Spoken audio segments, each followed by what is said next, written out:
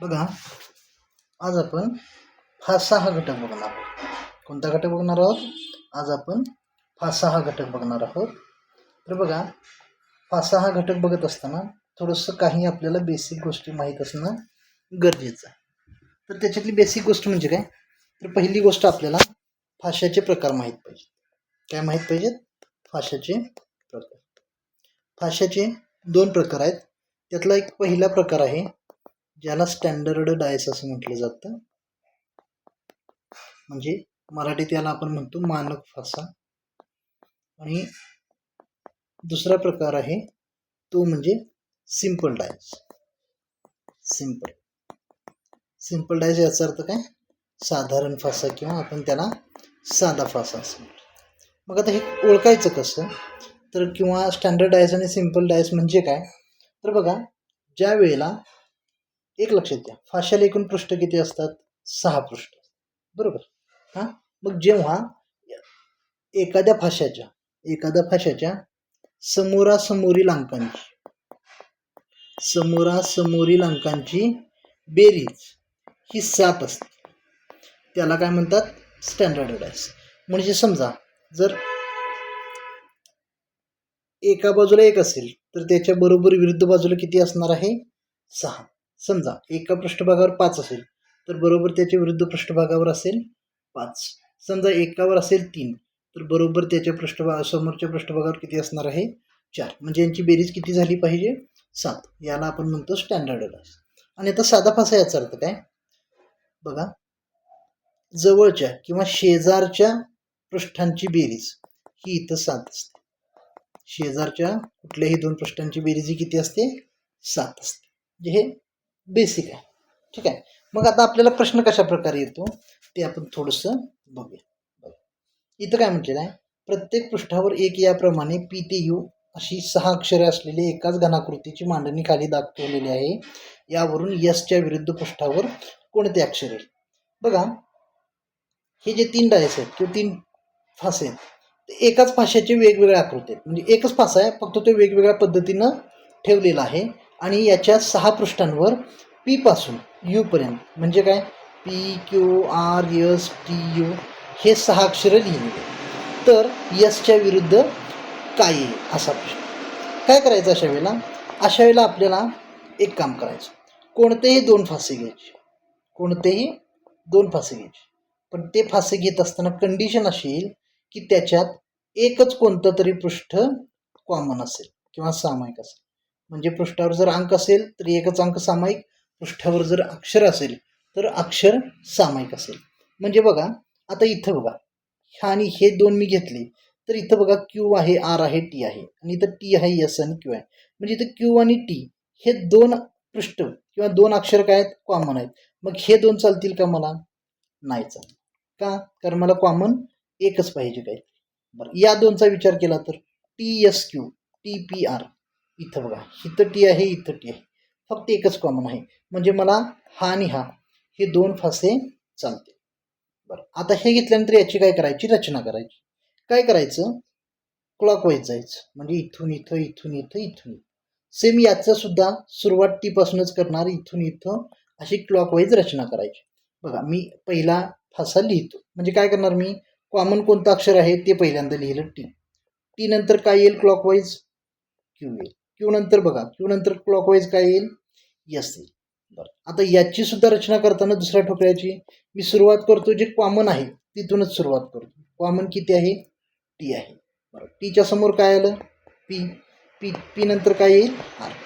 मग आता काय झालं बघा, एसच्या समोर आर आला, क्यूच्या समोर टी आला. आता टी डबल झालं ना. मग काय करायचं? एक टी काढून टाकायचं आणि कोणतं तरी एक अक्षर राहिलेलं असतं. आता कोणतं राहिलंय बघा? टी आहे. बघा, टी आहे, एस आहे, आर आहे, क्यू आहे आणि पी आहे. म्हणजे काय राहिलंय? मग याचा अर्थ काय येईल? टीच्या समोर यू, क्यूच्या समोर पी, एसच्या समोर आर. मग मला कशाच्या समोर पाहिजे? एस. म्हणून एसच्या समोर काय येईल? साधी आणि सोपी पद्धत. इथं पण बघा काय म्हटलं, प्रत्येक पृष्ठावर एक याप्रमाणे ए ते एफ अशी 6 अक्षरे असलेल्या घनाकृतीची मांडणी दिलेली आहे. त्यावरून सीच्या विरुद्ध पृष्ठावर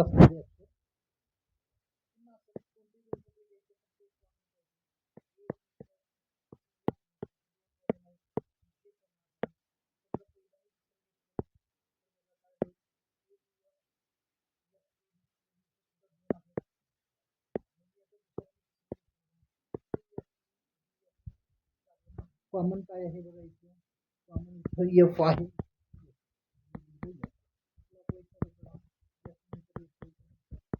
येतो ठीक. पुन्हा F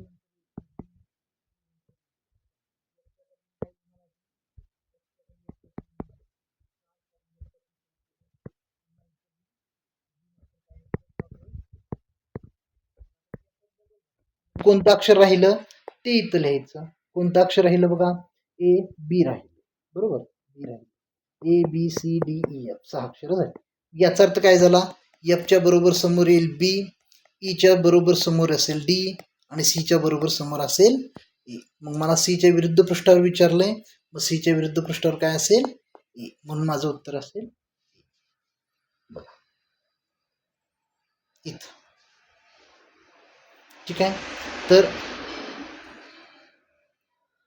म्हणजे ही सोपी पद्धत आहे आपल्याला.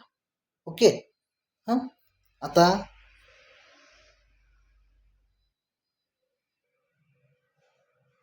बघा, यानंतर समजा असे 2 फासे दिले. ठीक आहे, आपल्याला 2च फासे घ्यायचे आहेत, त्यामुळे आपण विचार 2च फाशांचं. ठीक आहे, आता इथं काय दिलं, समजा इथं दिलं 3, इथं दिलं 6, इथं दिलं 4. समजा इथं दिलं 6, इथं दिलं 1, इथं दिलं 5.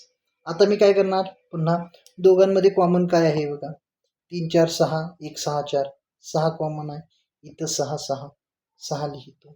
त्याच्यानंतर क्लॉकवाईज जायचं, 6 नंतर 3, पुन्हा 3 नंतर 4. इथं सुद्धा सेम क्लॉकवाईज, पहिला 6च्या खाली 6 लिहिलं, 6 नंतर येईल 5, 5 नंतर येईल. आता 6च्या खाली 6 6 डबल झालं, मग राहिलं अक्षर कोणतं, 2. मग याचा अर्थ काय झालं, 4च्या समोर 1, 3च्या समोर 5, 6च्या समोर 2. म्हणजे आपल्याला जो काही अंक विचारला असेल त्याच्यासमोर आपल्याला काय करता येईल, काढता येईल. समजा इथं कधी कधी काय होतं, अंक आणि अक्षरांच्या जागी चिन्ह दिली जातात. म्हणजे बघा, समजा असे 2 ठोकळे आहेत. ठीक आहे, थोडेसे मोठे ठोकळे काढतो. इथं आहे @, इथं आहे स्टार, इथं आहे हॅश, पुन्हा इथं आहे स्टार,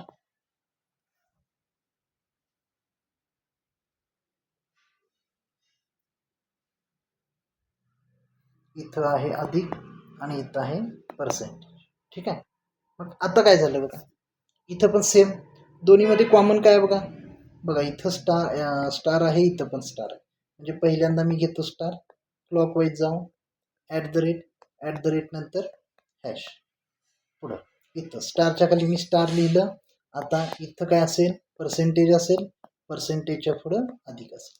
आता तुम्ही म्हणा सर स्टारच्या खाली स्टार आलं, आपल्याकडे आहे का, नाही. मग इथं काहीतरी पर्याय दिलेले असतात, मग त्या पर्यायावरून जो वेगळं चिन्ह असेल ते वेगळं चिन्ह स्टारच्या समोर येईल. म्हणजे अशा पद्धतीनं आपल्याला काय करता येईल, उत्तर सोडवता येईल. कधी कधी काय होतं बघा, कधी कधी काय होतं, चिन्हाच्या जागी ना इथं अक्षर सॉरी कलर दिले जातात. काय दिले जातात, कलर दिले जातात. मग बघा, सेम करायचं, आपल्याला काही चेंजेस करायचे नाही. समजा इथं दिलं ब्ल्यू, इथं दिलं रेड, इथं दिलं ग्रीन, बघा बरं. पुन्हा इथं दिलं रेड, इथं दिलं ग्रे, ग्रे आहे बरं का, ग्रीन नाही. इथं दिलं व्हाईट. ओके, मी बघताना काय बघणार, फक्त एकच गोष्ट बघायची, कॉमन. कॉमन काय आहे बघा, इथं रेड आहे, इथं रेड आहे.